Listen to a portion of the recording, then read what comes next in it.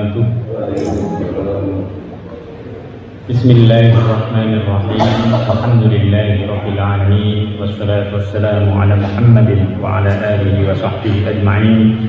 سبحان لا علم لنا إلا ما علمتنا إنك أنtal alimul hakim. Yang sama-sama kita hormati Ketua Pembangunan Masjid Widya, para sesepuh, para tokoh masyarakat, para ahli ilmu, ahli ibadah, bapak-bapak, ibu-ibu, adik-adik, semuanya yang dimuliakan Allah Subhanahu wa Ta'ala. Alhamdulillah, pagi ini kita mulai kegiatan kita dengan membaca tafsir Al-Quran, yaitu surah Al-Baqarah ayat 194.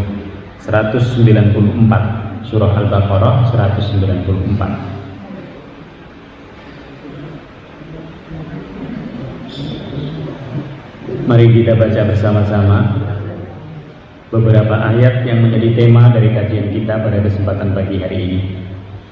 A'udzu billahi minasy syaithanir rajim.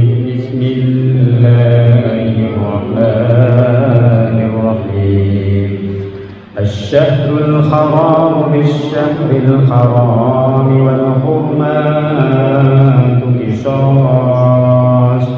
فمن اعتدى عليكم فاعتدوا عليه بمثل ما اعتدى عليكم واتقوا الله واعلموا أن الله مع المتقين وأنفقوا في سبيل الله ولا تلقوا بأيديكم إلى التهلكة وأحسنوا إن الله يحب المحسنين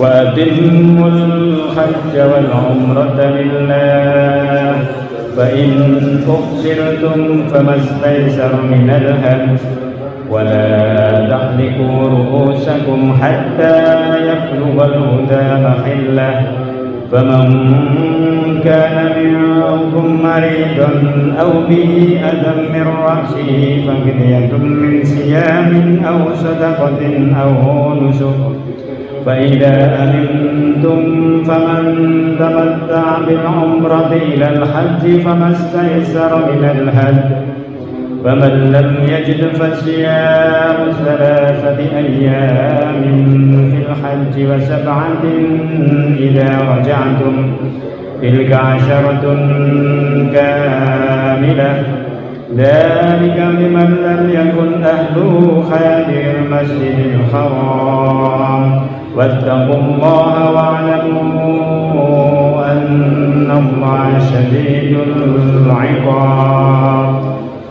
الحج أشهر معلومات فمن فرض فيهن الحج فلا رفث ولا فسوق ولا جدال في الحج وما تفعلوا من خير يعلمه الله وتزودوا فإن خير الزاد التقوى واتقون يا أولي الألباب. ليس عليكم جناح أن تبتغوا فضلا من ربكم فإذا أفدتم من عرفات فاذكروا الله عند المشعر الحرام واذكروه كما هداكم وإن كنتم من قبله لمن الضالين. ثم أفيدوا من حيث أفاض الناس واستغفروا الله إن الله غفور رحيم. فإذا قضيتم مناسككم فاذكروا الله كذكركم آباءكم أو أشد ذكرا فمن الناس من يقول ربنا آتنا في الدنيا وما له في الآخرة من خلاق ومنهم من يقول ربنا آتنا في الدنيا حسنة وفي الآخرة حسنة وقنا عذاب النار. Ulaika lahum nasibum mimma kasabu wallahu sari'ul hisab. Sadaqallahul azim. Bismillahirrahmanirrahim. Asy-Syahrul Haram, bulan yang diharamkan oleh Allah Subhanahu wa taala untuk berperang, namanya bulan Asy-Syahrul Haram atau Asyhurul Hurum, yaitu bulan-bulan yang memang Allah Subhanahu wa taala menjadikan bulan itu sebagai bulan pemuliaan. Untuk apa? Untuk menegakkan syiar agama Islam. Ini kalau kita lihat anak-anak sekarang, kalau kita tanya, ada enggak bulan-bulan haram? Nah, belum tentu dia tahu. Kenapa ada bulan haram? Bulan di mana kaum muslimin tidak diperkenankan untuk berperang, karena di dalamnya ada syiar terbesar dalam agama Islam. Syiar terbesar dalam agama Islam itu adalah haji. Bulan haram itu ada 4, 3 berturut-turut, yaitu Dzulqa'dah, setelah Syawal, lalu Dzulhijjah, lalu kemudian Muharram. Ini 3 bulan ini nggak boleh yang muslimin berperang. Satu lagi bulan Rajab.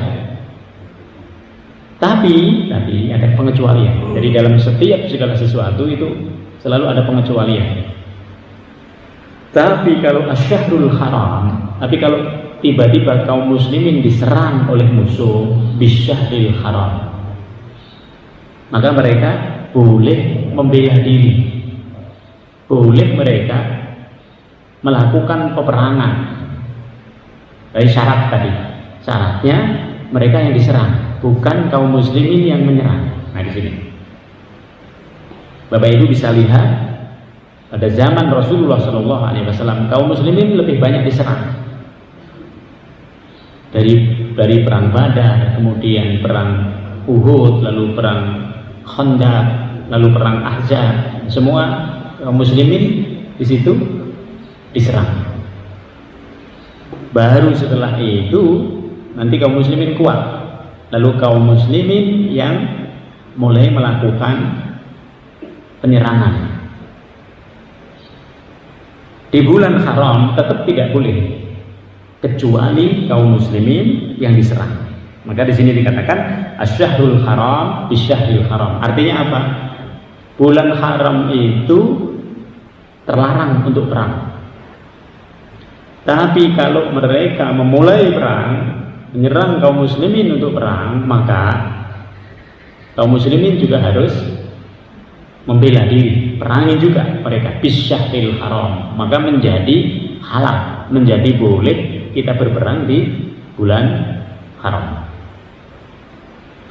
Kenapa bulan haram itu yang 3 berturut-turut, jadi Dzulqa'dah, Dzulhijjah, lalu Muharram? Allah ingin menjamin keamanan hambanya dalam beribadah. Jadi Allah yang mengatur seluruh kehidupan ini sesungguhnya. Termasuk Allah juga yang berhak untuk menentukan kapan hambanya harus berpuasa, kapan hambanya tidak berpuasa, kapan hambanya itu tidak boleh perang, dan kapan hambanya itu boleh berperang. Ini untuk menunjukkan kepada kita bahwa kita ini sebenarnya tunduk kepada Allah Subhanahu wa taala. Ada mikrokosmos, ada makrokosmos. Ada alam yang besar, ada alam yang kecil. Semuanya itu sebenarnya ketundukannya hanya kepada Allah. Oleh sebab itu ikutin apa yang ditetapkan oleh Allah Subhanahu wa taala. Wal hurumatu qisas. Dan terhadap sesuatu yang dihormati, maka masjid itu disebut masjid haram, masjid yang dihormati. Haramain, yaitu masjid yang ada di Mekah dan di Madinah. Masjid Haram dengan Masjid Nabawi itu disebut haramain, masjid yang dihormati. Di masjid itu tidak diperbolehkan siapapun melakukan peperangan, karena di situ adalah daerah aman. Kalau ada orang berani melakukan peperangan di tempat itu, maka kezalimannya sudah luar biasa. Maka di sini dikatakan wal hurumatu qisas. Kalau ada orang yang melakukan perbuatan aniaya di bulan-bulan haram, dia membunuh orang, maka dia harus dihukum qisas. Hukum yang sepadan dengan yang telah dilakukan itu. Faman ibtada alaikum. Oleh sebab itu, barang siapa yang menyerang kamu, fa'tadu alaihi, maka balaslah serangan itu. Tidak mungkin mereka menyerang lalu kita diam aja. Ayat ini turun bersamaan dengan keberadaan kaum muslimin di Hudaybiyah pada waktu bulan Dzulhijjah. Kaum muslimin pada waktu itu enggan untuk berperang, tapi ternyata kaum musyrik mengobarkan peperangan. Maka Nabi menyuruh kepada kaum muslimin untuk siap-siap, bersiap-siap perang, membela diri boleh. Maka ayat ini kemudian turun, famani tada alaikum fa'tadu alaihi bimithli ma tada alaikum, sebagaimana mereka memerangi kita. Kalau orang perang apa yang terjadi? Pasti mereka akan bunuh. Maka pembelaan kita itu adalah juga membunuh mereka. Nah, ini hukum yang berlaku. Wattaqullah. Jangan lupa untuk senantiasa bertakwa kepada Allah. Apa artinya? Ikuti perintah-perintahnya Allah, batas mana yang tidak boleh, batas mana yang boleh. Ini bedanya kaum muslimin dengan yang non muslim. Kalau kaum muslimin perang sudah menang, tidak boleh dia membunuh dengan membabi buta. Tapi Bapak Ibu bisa lihat dalam sejarah, kalau yang menang itu adalah yang non muslim, semua dihabisin. Orang-orang tua dihabisin, anak-anak dihabisin, kaum perempuannya dihinakan. Dalam Islam itu terlarang. Maka di sini ada kalimat wattaqullah. Kita boleh melakukan sesuatu yang baik, tapi jangan melampaui batas. Harus senantiasa tahu batasannya mana. Kita boleh bergembira, tapi kalau kegembiraan kita ini sudah melampaui batas, sudah menggunakan minuman-minuman yang dilarang dalam agama Islam, kita sudah melampaui batas. Jadi kaum muslimin selalu ada kalimat wattaqullah dalam semua perbuatannya. Jangan melampaui batas. Harus tahu semua yang kita lakukan itu terukur. Wa'lamu, dan ketahuilah, annallaha ma'al muttaqin, bahwa sesungguhnya Allah Subhanahu wa taala senantiasa bersama orang-orang yang bertakwa. Kata Imam Mutawalli Asy'arawi, kalau kita ingin membersamai Allah, kita ingin membersamai Allah, bagaimana caranya? Sebut nama Allah, lakukan perbuatan-perbuatan yang baik, lakukan perbuatan-perbuatan yang dalam perbuatannya itu kita menjalankan perintahnya, menjauhi larangannya. Niscaya Allah akan membersamai kita. Kita sudah beriman, lalu kita mencoba diri terus berada dalam keimanan itu, dalam ketakwaan kepada Allah, Allah membersamai kita. Kalau Allah sudah membersamai kita, itu sudah aman. Karena selama ini kita dibersamai oleh kenikmatan yang diberikan oleh Allah. Kita bersama orang terdekat kita, keluarga kita.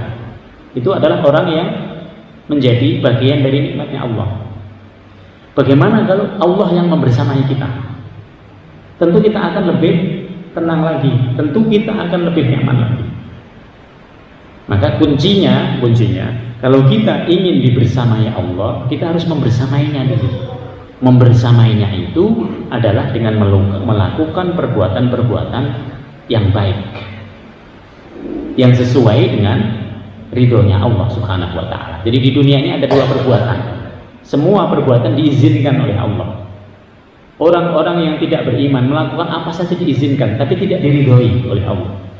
Kenapa tidak diridhoi? Mereka melampaui batas.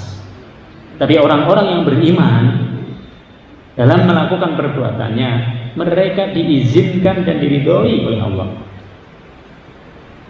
Bedanya di situ. Sama kalau kita punya anak yang satu badung, ya udah melakukan apa-apa udahlah terserah deh. Itu berarti orang tuanya meridhoi, orang tuanya mengizinkan tapi tidak meridhoi. Tapi satu lagi anaknya baik, soleh, udahlah nggak usah diapa-apain, saya selalu mengizinkan dan meridhoi karena saya tahu dia tidak mungkin dia melampaui batas. Jadi bedanya antara mukmin di dalam bertakwa itu, salah satu gambaran yang paling mudah adalah wa anfiqu fi sabilillah, dan berinfaklah di jalan Allah. Apa itu jalan Allah? Sabilul khair, yaitu jalan-jalan kebaikan yang di dalam kebaikannya itu disebutkan wa anfiqu fi sabilillah. Dalam kebaikannya itu terdapat di dalamnya ridhonya Allah. Ada orang tadi tidak beriman, tapi dia melakukan perbuatan baik. Orang semuanya tahu itu perbuatan baik, tapi belum tentu dia diridhoi oleh Allah. Karena dia melakukan perbuatan itu tidak tertuju kepada Allah. Kan orang berbuat baik macam-macam dia niatnya. Oleh sebab itu yang disebut dengan fi sabilillah. Kenapa sabilillah ada kalimat Allah di dalamnya? Karena semua perbuatan baik, yang perbuatan baik itu nanti terhitung pahalanya di sisi Allah. Itulah yang disebut dengan fi sabilillah. Bukan hanya sekedar sabil, bukan hanya sekedar jalan, berbuatlah baik di mana saja, tidak. Tapi fi sabilillah, yaitu di tempat-tempat yang apabila kita berbuat baik di dalamnya, Allah Subhanahu wa taala meridhoinya karena kita niatkan kepada Allah Subhanahu wa taala. Ayat ini berkaitan dengan perang. Tadi kan kaitannya dengan bagaimana kaum muslimin mempertahankan diri di bulan Haram. Oleh sebab itu kalau Rasul dalam peperangan itu nanti meminta kepada kaum muslimin untuk mengumpulkan harta, kumpulkan wa anfiqu fi sabilillah. Jadi pada saat itu yang paling mudah yang disebut dengan fi sabilillah adalah mengumpulkan perang untuk jihad, mengumpulkan harta untuk jihad. Itu fi sabilillah. Lalu disebutkan wala tulqu biaidikum ila tahlukah, dan jangan jatuhkan dirimu ke dalam kebinasaan dengan tangannya sendiri. Ini ayat ini seringkali digunakan oleh orang tapi konteksnya tidak digunakan.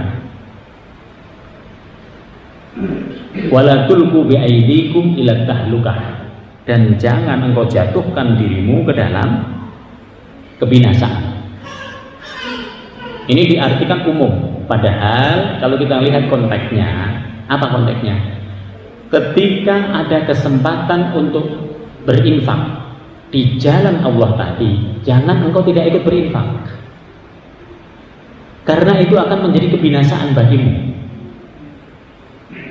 Nah, ini kaitannya dengan konteksnya itu.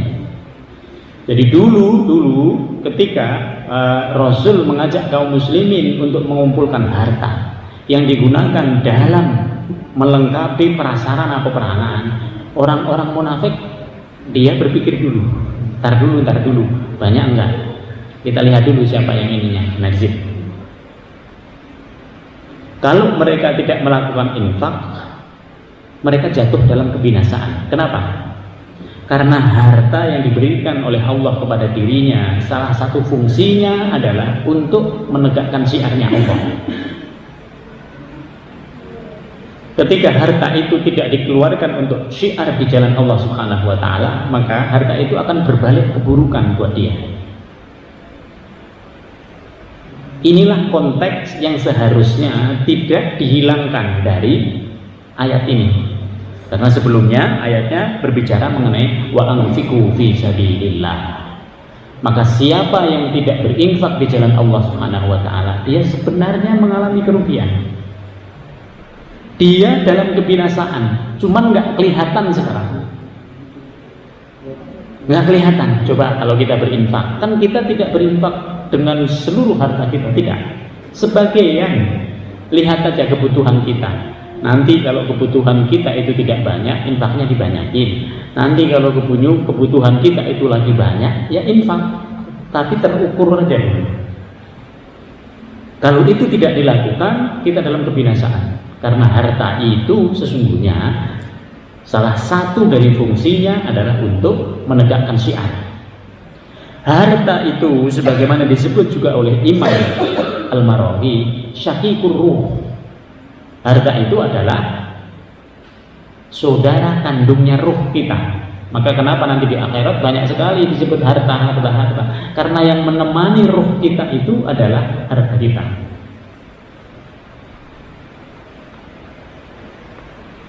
Wa ahsinu. Kalau kita sudah berinfak, baik di jalan perang maupun berinfak dalam bentuk apapun, terus perbaiki infaknya. Maksudnya apa? Jangan berhenti di situ. Lalu kemudian kita mengatakan, udah, saya udah cukup. Nah di situ. Jangan. Wa ahsinu, perbaiki. Kita lihat, ya Allah, dulu tahun kemarin saya bisa gini. Bisa nggak saya lakukan sekarang? Kenapa? Karena rezekinya Allah kepada kita itu selalu bertambah. Kenapa? Kita mengurangi infak kita. Nah, di situ. Jadi selalu kita harus mengukur, ya Allah, ini punya gini, bisa kayaknya. Nah ini coba dihitung, bisa. Ini bisa. Nah di situ. Kalau kita bisa, disitulah sebenarnya letak daripada keberkahan harta yang diberikan oleh Allah kepada kita.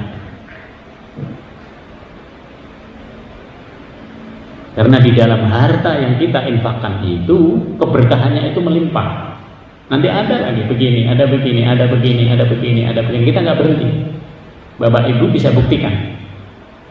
Dulu sebelum kita banyak berinfak, kita nggak kemana-mana. Tapi setelah berinfak justru banyak sekali. Ini ngundang, ini itu, ini ada semua jalan dibuka oleh Allah Subhanahu Wa Taala.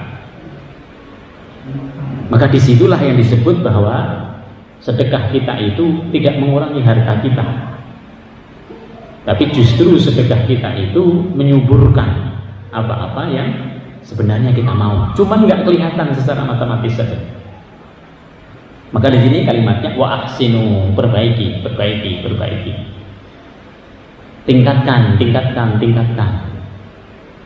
Di sini maka kita berupaya untuk, ya Allah, kalau bisa, kalau tahun kemarin kita bisa berinfak besar, nah kita akan berinfak terus gitu. Maka kalimat yang digunakan adalah wa ahsin. Kenapa? Innallaha yuhibbul muhsinin. Orang-orang yang seperti itu dicintai oleh Allah. Kita kan pengen dicintai oleh Allah. Kalau kita sudah dicintai oleh Allah, Bu, Bapak, apa yang terdetak dalam hati kita itu terjadi. Ya Allah, kita pengen gini. Ya Allah, ini gini. Ya Allah, ini gini. Itu semuanya terjadi. Karena kita sudah berada pada posisi sebagai orang yang dicintai oleh Allah. Jadi jalannya mudah sebenarnya untuk bisa menjadi orang yang dicintai oleh Allah. Satu dari banyak jalan itu adalah wa anfiqu fi sabilillah. Berinfak di jalan Allah. Lalu terus memperbaiki infak kita.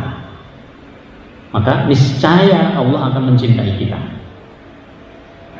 Bapak Ibu bisa lihat bagaimana kalau orang yang kita cintai itu berhubungan dengan kita. Kita mau minta apa saja diberi, bahkan berinya itu lebih dari itu. Bagaimana kalau Allah? Maka tadi kenapa banyak sekali orang-orang yang dalam hatinya dia pengen begini, nggak lama dari keinginannya itu tiba-tiba Allah mengabulkannya. Nah ini yang disebut dengan orang kalau sudah dicintai oleh Allah Subhanahu Wa Taala, yang terdetak dalam hatinya itu sudah dibaca oleh Allah. Wa atimul hajja wal umrata lillah. Kalau datang bulan haram, sempurnakan hajimu dan umrohmu karena Allah. Coba. Selalu ada lillah. Kita sholat, sholli fardhu subhi rakaataini mustaqbilal qiblati adaan lillah. Kita mau kerja, ya Allah, bismillahi tawakkaltu ala Allah. Coba, semua ada kalimat Allah. Kalau semua yang kita lakukan itu ada kalimatnya Allah, maka sudah tertuju kepada Allah. Sehingga semua urusan dunia ini sebenarnya kalau kita sebut nama Allah menjadi urusan akhirat. Kita mau silaturahim gitu, kita mau ke Jogja, maunya jalan-jalan, tapi jangan diniatin jalan-jalan. Kita silaturahim ke siapa yang ada di sana. Jalan-jalan itu tambahannya. Kalau kita niatnya hanya jalan-jalan, nggak dapat apa-apa pahalanya, kecuali jalan-jalannya doang. Tapi kalau kita niat silaturahim, ya Allah, kita pengen silaturahim sama saudara, sama kawan yang ada di sana, bonusnya itu jalan-jalan. Kita dapat dunia, kita dapat akhirat. Jadi persoalannya sederhana, ada kalimat lillah apa tidak? Maka di sini Allah memerintahkan kepada kita sempurnakan haji dan umroh itu karena Allah. Kalimatnya sempurnakan. Bapak Ibu yang pernah haji, coba lihat. Saya tanya, hajinya Bapak Ibu sempurna enggak? Tidak ada orang yang berani mengatakan sempurna. Karena haji itu ibadah yang sulit. Kita bisa sempurna di sya'i, belum tentu bisa sempurna di tawaf. Kita bisa sempurna di situ, belum bisa sempurna di Arafah. Maka kalimat yang digunakan oleh Allah, wa atimmu, sempurnakan. Oleh sebab itu banyak sekali orang nggak puas. Karena orang nggak puas pengen haji lagi, pengen haji lagi, pengen haji lagi. Tanya orang-orang Madura yang biasa umroh, setiap tahun umroh, tanya, udah sempurna belum? Enggak, justru setiap saya umroh ada kekurangannya, makanya setiap tahun saya berangkat umroh. Sekarang nggak bisa lagi karena kondisi. Nah ini, maka kalimat yang digunakan adalah wa atimmu. Fa in uhsirtum, tetapi jika kamu terkepung oleh musuh, famastaisaro minal had, maka sembelihlah al-hadyu. Al-hadyu itu sembelihan untuk ibadah haji. Ini terjadi nanti Nabi sudah pengen hijrah, sudah pengen umroh di Hudaybiyah, tidak boleh oleh orang-orang Mekah. Coba, tidak boleh. Padahal lihatlah, Mekah itu milik siapa? Ka'bah itu milik siapa? Itu milik Allah. Kenapa mereka membolehkan orang lain tapi tidak membolehkan orang Islam yang justru agamanya Allah itu ada di situ? Ini udah melampaui batas, sehingga para sahabat marah. Para sahabat mengatakan, ya Rasul, kita perangi aja mereka. Nabi mengatakan jangan. Akhirnya Nabi melakukan sembelihan al-hadyu. Para sahabat masih dongkol, hatinya belum mau untuk menyembelih. Kalau menyembelih itu berarti sudah dilepas nanti pakaian ihramnya, lalu kembali lagi ke Madinah. Maka mereka nggak mau. Kenapa mereka nggak mau?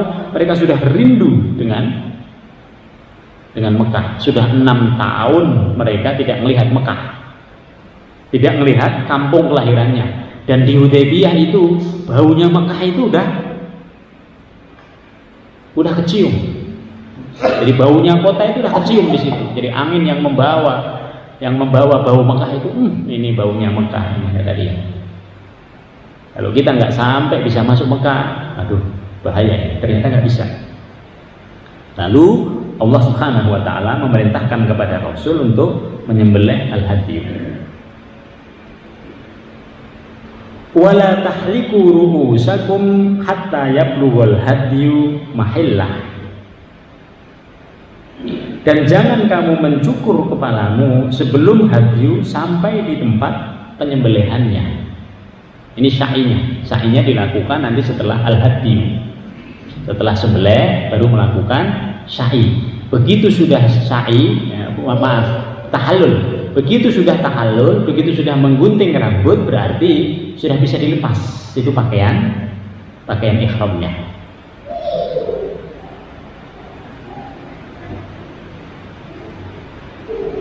Faman kana minkum maridun,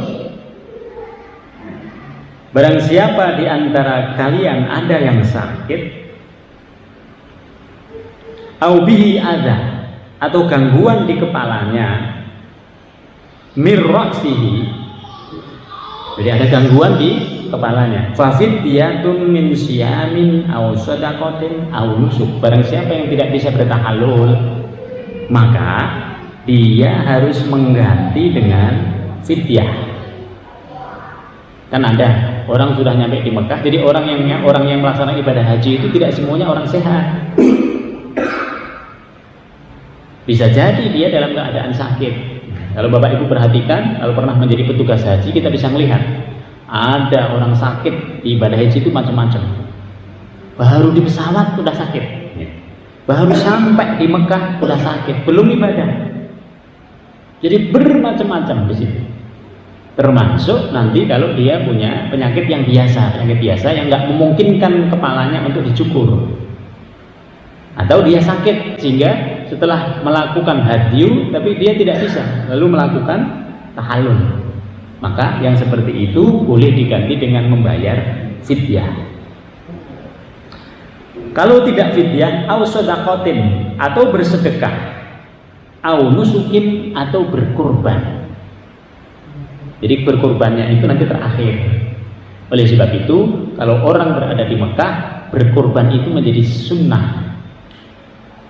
Yang lain dilihat dulu. Kalau ibu nanti melaksanakan hajinya itu dengan haji tamattu.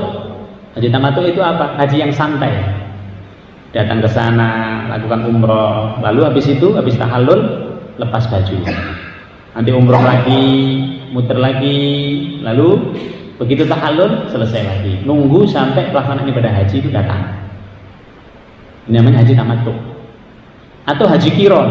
Haji qiron itu haji yang digabungkan antara umroh sama haji.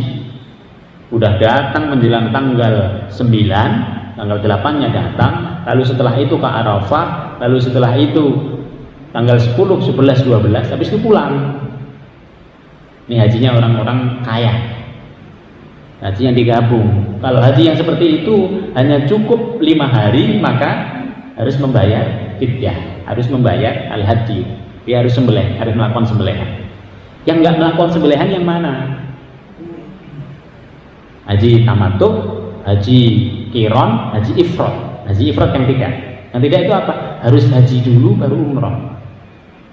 Sampai di sana haji dulu, begitu selesai haji tanggal 10, baru setelah itu melaksanakan umrohnya. Cuman pakaiannya terus panjang berpakaian haji di situ. Nah, ini keberatannya di situ, kesulitannya kita terus memakai baju ihram. Tapi yang tamattu tadi yang enak banget, nah di situ pakai celana nanti muter-muter di Ka'bah, nggak apa-apa. Nah di situ hajinya haji tamattu, karena menunggu pelaksanaan ibadah haji yang tanggal 9 Zulhijjah. Faman lam yajid fasiyamu thalathati ayyamin fil haji wa sab'atin idza raja'tum. Kalau orang tidak bisa membayar atau menyembelih al-hadi, apa ada? Ada. Jangan dikira semua orang haji itu kaya. Lah, banyak orang miskin yang haji. Kenapa? Yang menghajikan saudaranya, atau haji dengan jual sawah, atau haji dengan dinas. Kan dia sebenarnya orang nggak biasa-biasa saja. Atau hajinya ini adalah haji karena dia menjadi petugas. Dulu misalnya kami mahasiswa di Maroko, orang ya miskin, nggak punya apa-apa. Untuk membayar al-hadyu yang 500 dirham belum tentu bisa. Kalau tidak ada, jadi orang yang haji itu adalah orang yang tidak cukup hartanya. Jadi nanti bayangan kita orang yang haji itu semuanya mampu, tidak. Banyak juga orang yang miskin yang haji, tapi dia berkesempatan. Kenapa? Dimampukan oleh orang lain. Maka kalau dia tidak bisa membayar melakukan sembelihan, maka dia boleh berpuasa 3 hari di sana. Lalu 7 hari setelah nanti dia balik ke Indonesia. Jadi puasanya itu 10 hari, 3 hari di Mekah, lalu 7 hari ketika dia sudah sampai di Indonesia. Tilka asyaratun kamilah. Itulah yang disebut dengan puasa yang sempurna, 10 hari. Nah ini boleh seperti itu. Dzalika liman lam yakun ahluhu hadiril masjidil haram. Yang begitu itu dikhususkan bagi orang-orang yang keluarganya tidak ada yang tinggal di Masjidil Haram, bukan orang yang bermukim di sana. Tapi orang-orang ini memang orang-orang yang dari luar haram. Kalau orang yang bermukim di sana, tadi harus ngikutin yang pertama tadi. Di situ. Wattaqullah. Dalam menjalankan ibadah haji itu terus saja bertakwa kepada Allah. Jangan melampaui tadi. Dalam semua ketaatan yang kita lakukan, jangan sampai ada yang hal-hal yang di situ yang terlarang yang kita lakukan. Maka di sini disebut wattaqullah, senantiasa bertakwalah kepada Allah pada saat engkau melaksanakan ibadah haji, ibadah umrah. Maka dalam haji dikatakan la rafatha wala fusuqa wala jidala. Jadi kalau orang sudah melaksanakan ibadah haji, tidak boleh dia berkata-kata kasar, berkata-kata kotor. Tidak boleh dia guyon, tapi guyonnya itu mengarah kepada yang kotor-kotor.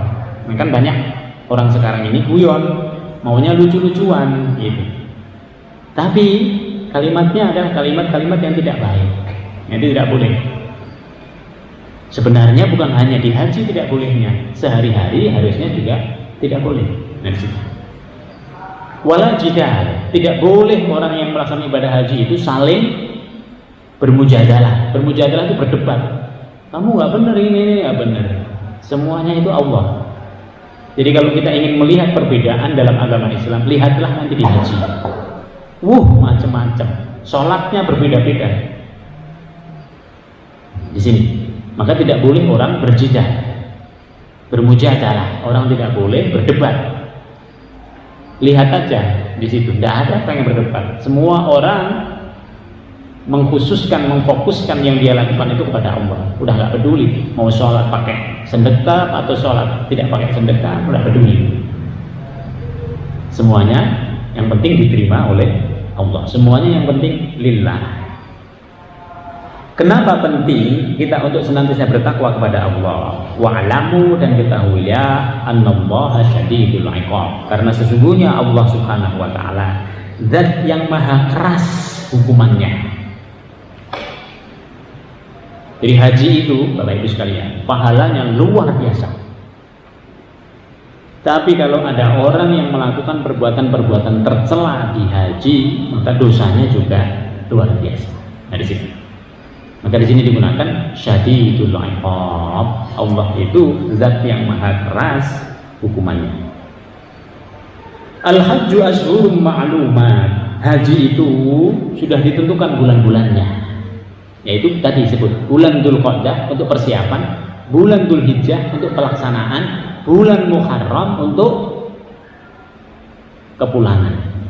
Maka kalau ibu pengen umroh di bulan Muharram tidak akan bisa. Karena nunggu orang-orang yang haji itu biar pulang semuanya dulu. Karena banyak orang yang haji, begitu dia berangkat haji nggak pulang, dia ketemu sama kawannya, udah langsung di sana. Nanti menjadi ilegal. Nah, di situ. Jangan sampai seperti ini kita. Al-hajju ashhurum ma'lumat. Faman farada fihinnal hajja, maka barang siapa mengerjakan haji, fala rafatha. Tidak boleh mereka itu berkata-kata jorok nih, fala rafatha. Wala fusuqa, dan juga tidak boleh berbuat maksiat, fusuq. Wala jidala fil hajj, tidak boleh saling berdebat untuk nyari saya yang paling benar. Tidak. Nah, di sini. Maka dalam pelaksanaan ibadah haji itu, ibadah haji merupakan muktamar sedunia. Orang-orang yang ada di situ semuanya fokus untuk mengagungkan, mensiarkan agamanya Allah Subhanahu wa taala. Wa ma taf'alu min khairin ya'lamhu Allah. Apapun yang engkau lakukan dari perbuatan baik, Allah mengetahuinya, enggak usah khawatir. Jadi ibu melakukan perbuatan baik, enggak usah disampaikan kepada orang lain, Allah udah tahu gitu. Aku perlu sampaikan dong supaya biar tahu. Nah, malah bisa mengurangi pahala kita di situ. Ada perbuatan infak itu yang boleh kita dohirkan. Yang dohirkan boleh apa? Misalnya kita mau bangun masjid, lalu masjidnya ini kurang, lalu kita kemudian ngatain bapak ibu diumumin seperti itu, boleh. Supaya apa? Supaya terpenuhi, karena tidak mungkin di situ dipenuhi oleh satu orang. Maka yang diajak adalah banyak orang. Boleh, nah seperti itu. Jadi kita mengajak kebaikan yang seperti itu boleh, apalagi yang sifatnya umum, sifatnya publik, seperti masjid, seperti rumah sakit, seperti TPI, seperti madrasah, nah semua boleh. Tapi ada di antara infak kita itu yang kita sembunyikan. Orang nggak tahu apa-apa, yang penting kita infak. Orang nggak ini apa-apa, yang penting kita infak. Jadi antara yang kita sembunyikan dan yang kita dohirkan, kalau bisa seimbang. Kalau bisa seimbang. Nah di situ. Karena dua-duanya ini perintahnya Allah. Kalau kita melaksanakan, ya Allah ini karena perintahmu, udah aman. Ya Allah kami melaksanakan ini karena engkau memerintahkan itu. Kami, kenapa kok boleh yang rame-rame tadi? Karena kita pengen mengajak orang lain berada dalam kebaikan. Kalau ada orang pengen berbuat baik sendiri, bagus, bagus. Tapi lebih bagus lagi kalau bisa bersama-sama. Maka kenapa? Nah, banyak hal kita lakukan bersama-sama supaya semuanya menjadi kebaikan bersama. Harapannya apa? Harapannya nanti di sana supaya kita juga bisa bersama-sama. Di akhirat itu kita juga ingin bersama-sama lagi. Wa tazawwadu, dan bawalah bekal. Watazawwadu, persiapkan bekal. Dalam ibadah haji itu perlu disiapkan bekal. Kenapa? Ini juga ada asbabun nuzulnya. Dulu ada orang-orang dari Yaman begitu datang menjalankan ibadah haji, mereka nggak punya uang, mereka nggak punya bekal apapun. Lalu Allah mengatakan tidak boleh yang seperti itu. Kalian mengharapkan kebaikan orang lain. Tidak boleh. Maka meminta-minta di tempat haji sana sebenarnya aib. Kalau kita berangkat haji sebisa mungkin itu cukup, kita hitung itu sampai di sana nanti cukup. Maka kenapa Kementerian Agama itu memberikan sangu, uang yang kita letakkan yang jumlahnya 37 juta atau berapa, 50 atau berapa, itu nanti dikembalikan sebagiannya, entah 5 juta entah 10 juta untuk pegangan kita. Nah ini menghafalkan ayat ini. Karena ada orang-orang yang berangkat haji itu dia nggak punya apa-apa, nggak punya persiapan apa-apa, lalu dilarang oleh Rasul, watazawwadu, kalian harus siap. Karena haji itu berhari-hari itu nggak mungkin kita berpuasa. Maka siapkan bekal. Fa inna khairaz zadit taqwa. Walaupun sesungguhnya bekal yang paling utama itu adalah ketakwaan kita, tapi bekal yang fisik tetap perlu. Jadi bekal yang paling baik itu adalah takwa, karena dengan takwa itu kita akan senantiasa berada dalam perintahnya Allah, menjauhi larangan-larangan. Wattaquni, dan bertakwalah kepadaku ya ulil albab, wahai orang-orang yang, di sini ulil albab diartikan sebagai orang-orang yang memiliki akal yang sehat, ya kan? Ulul albab itu adalah orang-orang yang mengetahui dan bisa membedakan antara yang inti dengan yang tidak inti.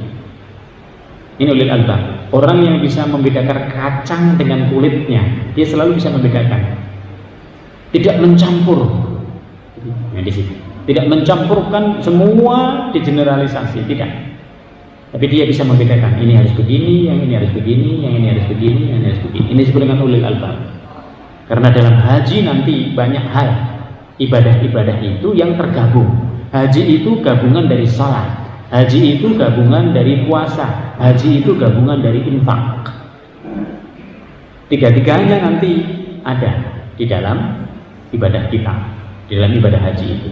Nah, oleh sebab itu kita harus bisa detail di dalam menjalankan pelaksanaan ibadah haji. Laisa 'alaikum junahun an tabtaghu fadlan min rabbikum. Tidaklah satu dosa bagi kalian untuk mencari rizki pada waktu ibadah haji. Jadi ibadah ini sudah digambarkan oleh Allah. Ibadah haji itu pertemuan seluruh orang di dunia. Maka di situ akan banyak sekali kebutuhan. Selain konsumsi, tentu orang pengen dapat oleh-oleh, orang konsum macam-macam di situ. Boleh yang seperti itu. Yang penting jangan sampai dagangannya itu melupakan ibadahnya yang utama. Maka boleh orang itu berdagang ketika dia menjalankan ibadah haji. Fa idza afattum min Arafah fadhkurullaha indal masy'aril haram. Apabila kalian semua sudah bertolak ke Arafah, maka perbanyak zikir. Perbanyaklah zikir kepada Allah Subhanahu wa taala di Masy'aril Haram. Masy'aril Haram itu adalah tempat-tempat yang dimuliakan oleh Allah. Ada Arafah, ada Mina, ada Musdalifah. Jadi tugas kita kalau dalam ibadah haji itu berzikir. Cuman zikirnya tidak sama dengan kita sekarang.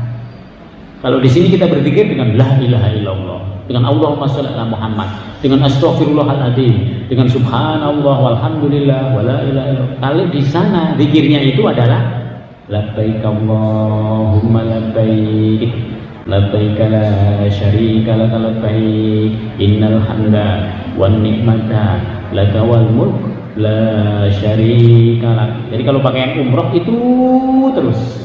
Nanti kalau pakaian umrohnya sudah ditanggalkan, baru zikir yang lain. Terus berzikir, mengingatlah Allah. Termasuk berzikir di sini, Bapak Ibu bisa lihat, Mina ini begini, masya Allah, yang disebut nama Allah semuanya. Arafah itu begini, masya Allah, di situ. Bisa dibayangkan Nabi dulu seperti itu hidupnya. Nah, sekarang sudah banyak pepohonan. Dulu sama sekali tidak ada pepohonan. Wadhkuruhu kama hadakum. Berzikirlah sebagaimana Allah telah memberi petunjuk kepada kalian semua. Berzikirnya apa? Zikir terus tanpa berhenti. Maka sebaiknya zikir ini juga kita laksanakan sekarang. Jadi banyak orang kalau udah haji berzikirnya luar biasa, begitu pulang udah hilang zikirnya. Nah, harusnya tidak. Harusnya kita semuanya ini terus berzikir. Maka perbuatan yang tidak terhalang oleh keadaan seseorang adalah zikir. Termasuk apabila ibu-ibu lagi berhalangan, sholat terhalang, mau baca Quran terhalang. Yang tidak terhalang adalah zikir. Maka berzikirlah kepada Allah. Karena zikir itu kalau kita mengingat Allah, Allah akan mengingat kita. Ya, di situ.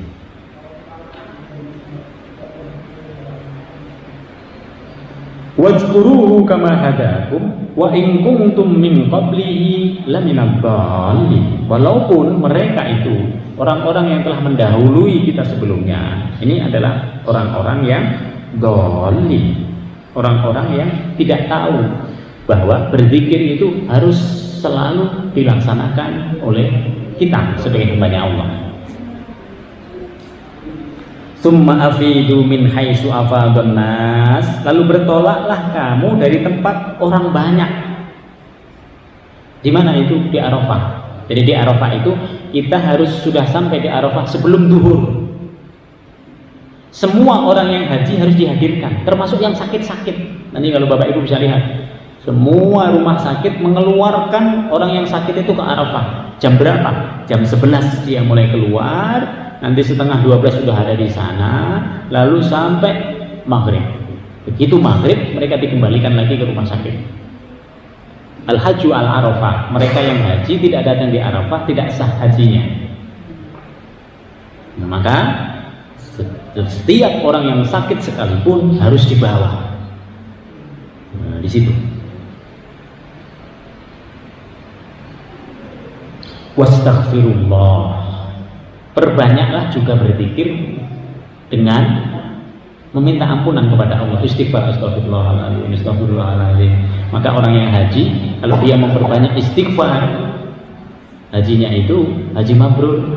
Haji mabrur itu tidak ada lain kecuali balasannya adalah surganya Allah Subhanahu wa ta'ala, diampuni semua dosa-dosanya, lalu balasannya adalah surganya Allah Subhanahu wa ta'ala. Innallaha ghafurur rahim, sesungguhnya Allah Subhanahu wa ta'ala maha pengampun dan juga maha penyayang. Jadi kepada orang-orang yang menjalankan ibadah, Allah sifatnya ini. Oleh sebab itu tadi kalau kita mau infak, Allah ghafur, diampuni oleh Allah. Perbuatan kita itu senantiasa ada ampunannya. Ada rahimun, ada Allah bersifat sayang kepada kita dengan cara diberikan jalan-jalan kemudahan dari semua yang kita lakukan. Rahim, Allah juga mencatat nanti kebaikan kita itu di akhirat. Maka kebaikan itu bisa tumbuh. Ada yang kebaikan kita itu bisa tumbuh. Zakat kita, infak kita, sedekah kita itu tidak diam di akhirat. Dia bertumbuh terus. Coba kalau kita zakatnya sekarang, kita infaknya sekarang, dengan kita zakatnya 5 tahun yang akan datang, kira-kira beda apa tidak? Tentu beda. Makanya kenapa tadi kalau ada kesempatan untuk infak, untuk bersedekah, kita memang mengupayakannya. Kalau bisa kita berada di dalamnya. Karena dalam kebaikan itu harta kita di sisi Allah senantiasa tumbuh. Allah pasti mengganti dengan kebaikan-kebaikan yang lain. Begitu juga di dalam ibadah haji. Kesimpulan yang bisa kita ambil Bapak Ibu sekalian, karena nanti ada pelatihan untuk ibu-ibu. Dalam ibadah yang kita lakukan, Allah Subhanahu wa ta'ala selalu memberikan kalimat takwa supaya kita tidak melampaui. Karena banyak orang yang sudah dalam ketaatan tapi dia melampaui nanti. Maka yang diperintahkan oleh Allah itu wattaqullah, wattaqullah, wattaqullah. Kemana-mana kita harus punya bekal. Tapi sebaik-baiknya bekal selain bekal yang fisik adalah takwa. Fatazawwadu fa inna khairaz zadi taqwa. Yang terakhir, kalau kita berada dalam ketaatan kepada Allah, maka Allah akan senantiasa mengampuni kita. Pada saat yang sama, Allah memberikan rahmatnya kepada kita semua. Ini Bapak dan Ibu sekalian yang dapat kami sampaikan. Mari kita tutup dengan bacaan doa. Bismillahirrahmanirrahim. Alhamdulillahirabbil alamin. Hamdan na'min, hamdan syakirin, hamdan yafi amam wa yukafi mazidah. Ya Rabbana lakal hamdu kama yanbaghi li jalalika al-karim wa 'azimi sultanik. Allahumma barik lana fi majlisina hadza wa barik lana fi usratina wa barik lana fi dzurriyyatina wa barik lana fi ilmina. Rabbana innaka 'afuwwun karim tuhibbul 'afwa fa'fu 'anna. Allahumma ij'al jam'ana hadza jam'an mubarakan wa marhuman wa tafarruqana min ba'dihi tafarruqan ihsanan ma'suma. Subhanakallahumma bihamdika nashhadu an la ilaha illa anta nastaghfiruka wa natubu ilaik. Subhana rabbika rabbil izzati amma yasifun wassalamun alal mursalin walhamdulillahi rabbil alamin. Demikian kurang lebihnya mohon maaf. Wassalamualaikum warahmatullahi wabarakatuh.